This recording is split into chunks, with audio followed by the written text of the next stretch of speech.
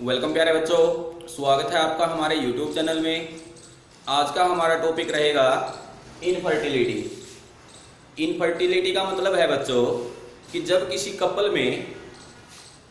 जब कोई कपल बिना किसी कंट्रासेप्टिव डिवाइस के सेक्सुअल इंटरकोर्स करता है और शादी के 2 साल बाद भी उनको चिल्ड्रन नहीं होते, बच्चे नहीं होते, तो ऐसी कंडीशन को बोला जाता है infertility. Without use of any contraceptive device the couple doesn't have any children, it is known as infertility. तो यह एक बहुत बड़ी समस्या है वर्ल्ड वाइड, और इंडिया में भी इसके बहुत सारे केसेज हमें देखने को मिलते हैं। तो इन जो प्रॉब्लम है उनको दूर करने के लिए बहुत सारी जो टेक्निक्स हैं वो आज के टाइम में अवेलेबल है। उन टेक्निक्स को बोला जाता है ART।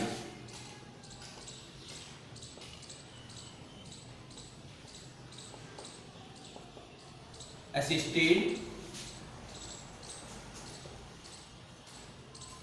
Reproductive technologies, assisted reproductive technologies. तो यह 2 तरह की होती है। फर्स्ट है इन विट्रो फर्टिलाइजेशन,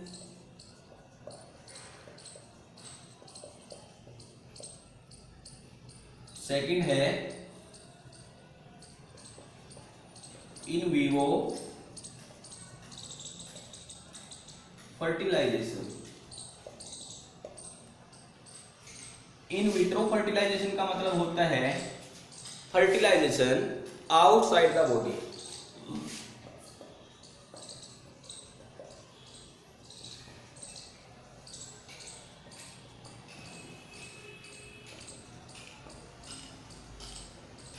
जब बॉडी से बाहर फर्टिलाइजेशन करवाई जाती है सेम कंडीशन प्रोवाइड करके, जो कि फर्टिलाइजेशन के टाइम पे फीमेल की बॉडी में कंडीशंस होती है, वही कंडीशन बाहर प्रोवाइड करवाई जाती है और बॉडी से बाहर फर्टिलाइजेशन करवाया जाता है।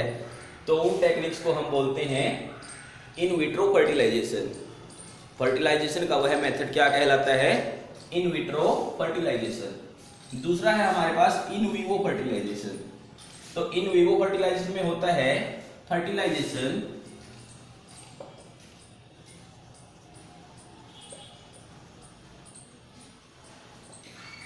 Inside the body.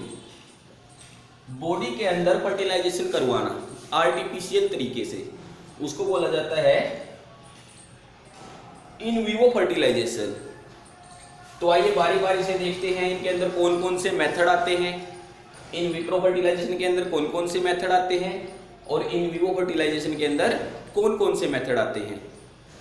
तो जैसा कि हमें पता है, जब किसी कपल को शादी के 2 साल तक जब वो बिना किसी कंट्रासेप्टिव मेथड का यूज किए उनको चिल्ड्रन नहीं हो पाते, तो उस कंडीशन को हम इनफर्टिलिटी बोलते हैं। इसके लिए मोस्टली हमारी कंट्री में जो फीमेल पार्टनर है उसको ही ज़्यादा रिस्पॉन्सिबल समझा जाता है। लोगों की जो धारणा है वो ये है कि जो फीमेल है उसकी वजह से ही उनको चिल्ड्रन नहीं हो रहे, लेकिन वास्तव में ऐसा नहीं है। जो कमी है, जो डिफेक्ट है, वो मेल पार्टनर के अंदर भी हो सकता है। तो आइए देखते हैं। तो जब जो फर्टिलाइजेशन है वो किस कंडीशन में नहीं हो सकता, उसके लिए बहुत सारे कुछ जो फिजिकल प्रॉब्लम्स भी हो सकती है, बहुत सारी प्रॉब्लम हो सकती है। उनमें फिजिकल प्रॉब्लम भी आ सकती है, स्ट्रेस भी आ सकता है, और साइकोलॉजिकल प्रॉब्लम्स भी आ सकती है, इम्यूनोलॉजिकल प्रॉब्लम भी आ सकती है।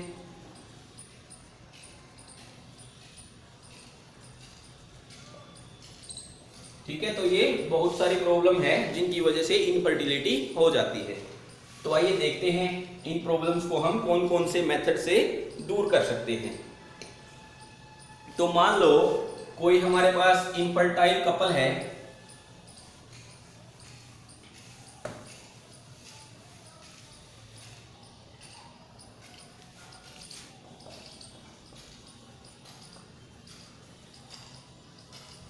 इनफर्टाइल कपल है, दो पार्टनर इसमें होंगे, मेल और फीमेल। तो प्रॉब्लम किसी भी एक में हो सकती है, या तो फीमेल में होगी कि जो ओवम है वो नहीं बनेगा, या मेल में होगी कि जो स्पर्म है वो उसके अंदर नहीं बनेगा। तो इन प्रॉब्लम्स को दूर करने के लिए हम क्या करते हैं, किसी जो डोनर है, डोनर पेरेंट से यदि फीमेल के अंदर प्रॉब्लम है तो हम डोनर फीमेल को लेते हैं, उससे ओवम कलेक्ट करते हैं। डोनर फीमेल से क्या करते हैं,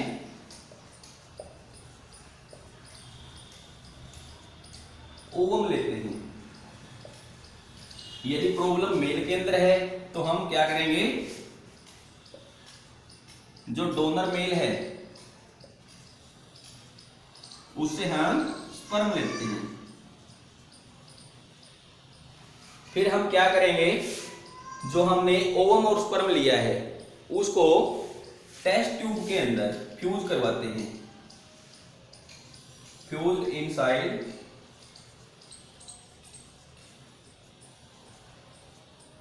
टेस्ट ट्यूब, जिसको टेस्ट ट्यूब बेबी बोला जाता है। आजकल काफी चलन में है टेस्ट ट्यूब बेबी।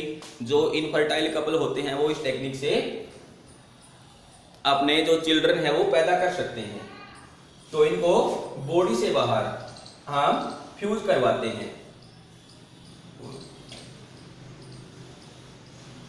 और जब ये फ्यूजन हो जाएगा टेस्ट ट्यूब के अंदर, प्रॉपर कंडीशन उसको प्रोवाइड करके लेबोरेटरी के अंदर, तो फिर क्या करेंगे, जो जाइगोट बनेगा, हमें पता है फर्टिलाइजेशन के बाद जाइगोट बनता है, तो जो जाइगोट बनेगा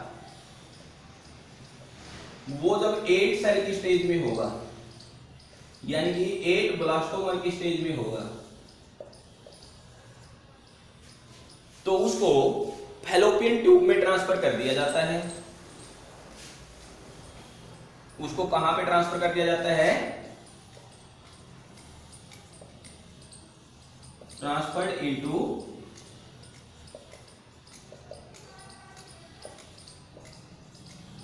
फैलोपियन ट्यूब। तो इस टेक्निक को हम बोलते हैं ZIFT,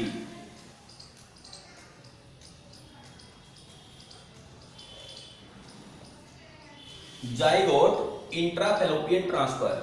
तो जाइगोट बन गया है हमारा, 8 सेल तक की स्टेज है, तो उसको हम क्या बोलेंगे, जाइगोट इंट्रा फैलोपियन ट्रांसफर। ठीक है, तो ये हो गया। उसके बाद बात करते हैं हम, जब जो जाइगोट है वो 8 सेल से ज्यादा हो जाए तो फिर उसको फैलोपियन ट्यूब में ट्रांसफर नहीं करते।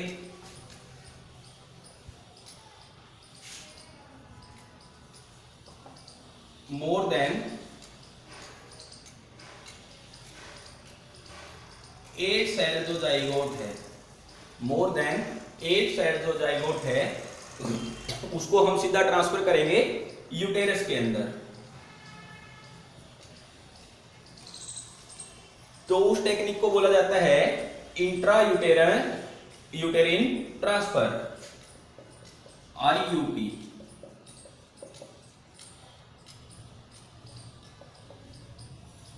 Intra यूटेरिन transfer. तो ये टेक्निक्स हो गई हमारी जो इन विट्रो के अंदर आती है, जिनको हम फर्टिलाइजेशन बॉडी से बाहर करवा रहे हैं, और उसके बाद जो जाइगोट है उसको ट्रांसफर कर रहे हैं। 8 सेल तक की जो स्टेज है वो जाइगोट ट्रांसफर होगा फैलोपियन ट्यूब में। उसके बाद यदि 8 सेल से ज्यादा हो जाती है तो उसको ट्रांसफर करेंगे हम यूटेरस के अंदर। तो इस तरह से हमारे पास एक ZIFT आ गया और एक आ गया IUT। उसके बाद हम बात करते हैं इन विवो फर्टिलाइजेशन की। इन विवो फर्टिलाइजेशन में क्या होगा कि मान लो कोई कपल है हमारे पास, उसमें मेल के पास या तो स्पर्म बिल्कुल नील है,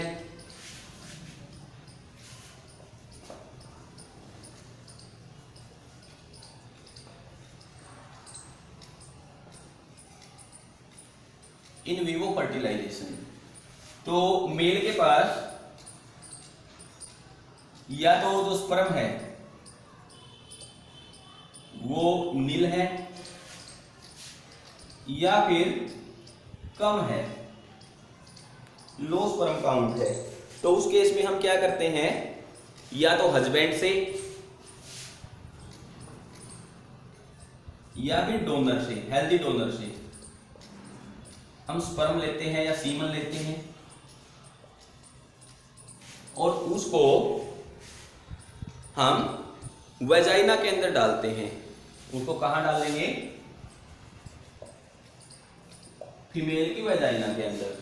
तो इस प्रोसेस को बोला जाता है आर्टिफिशियल इंसेमिनेशन।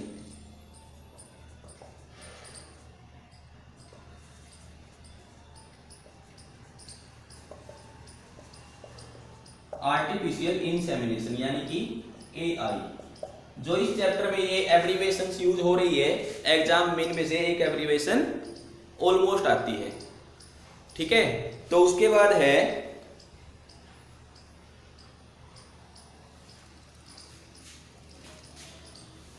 और ये हो गया हमारे पास आर्टिफिशियल इंसेमिनेशन। उसके बाद क्या करेंगे, हम सीधे का सीधा जो स्पर्म है उसको लेके उसको फीमेल बॉडी में ट्रांसफर कर सकते हैं।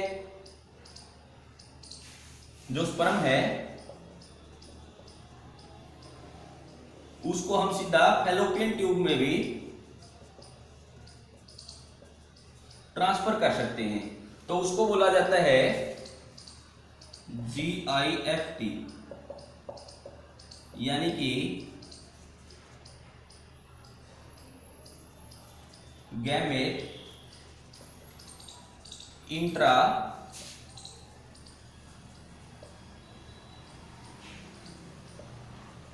Fallopian transfer, gamete intrafallopian transfer. तो इस तरह से हम इस टेक्निक का भी यूज कर सकते हैं।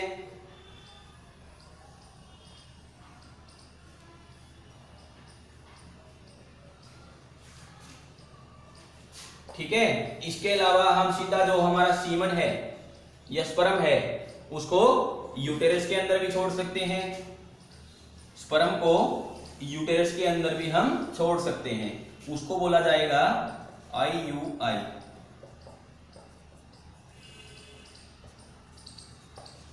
Intrauterine insemination.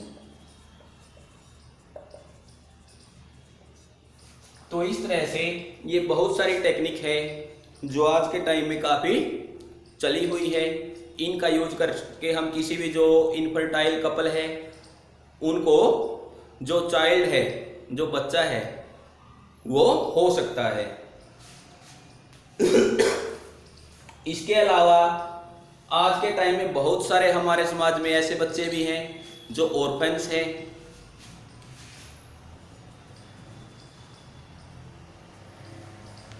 यानी कि अनाथ है। तो इन टेक्निक से भी अलग हम उन ऑर्फन बच्चों को अडॉप्ट करके भी जो पेरेंटहुड है उसका आनंद ले सकते हैं, पेरेंटहुड को एंजॉय कर सकते हैं। ऑर्फन बच्चे यानी कि अनाथ बच्चे हैं उसको एडॉप्ट करके भी हम चाइल्डहुड यानी कि पेरेंटहुड है वो एंजॉय कर सकते हैं। लेकिन चाइल्ड को एडॉप्ट करने में बहुत सारे हमारे जो सोशल फैक्टर्स हैं, रिलीजियस फैक्टर है, वो बड़ी प्रॉब्लम हो जाती है। ठीक है। तो इससे बचने के लिए इन टेक्निक्स का यूज किया जाता है। जो भी कपल है वो किसी सोशल या फिर रिलीजियस फैक्टर से बचने के लिए और अपने पेरेंटहुड को एंजॉय करना चाहता है तो वो जितनी हमने ये टेक्निक्स यहाँ पे डिस्कस की, चाहे वो इन विट्रो फर्टिलाइजेशन हो चाहे वो इन विवो फर्टिलाइजेशन हो, इनमें से किसी भी टेक्निक की हेल्प से अपने पेरेंटहुड को एंजॉय कर सकता है। तो बच्चों, जो इनफर्टिलिटी का टॉपिक था वो बस इतना ही था हमारे सिलेबस में। इसी के साथ जो हमारा चैप्टर नंबर 4 है रिप्रोडक्टिव हेल्थ, वो कंप्लीट हो जाता है। नेक्स्ट चैप्टर हम 5th स्टार्ट करेंगे। तब तक के लिए thank you and have a nice day.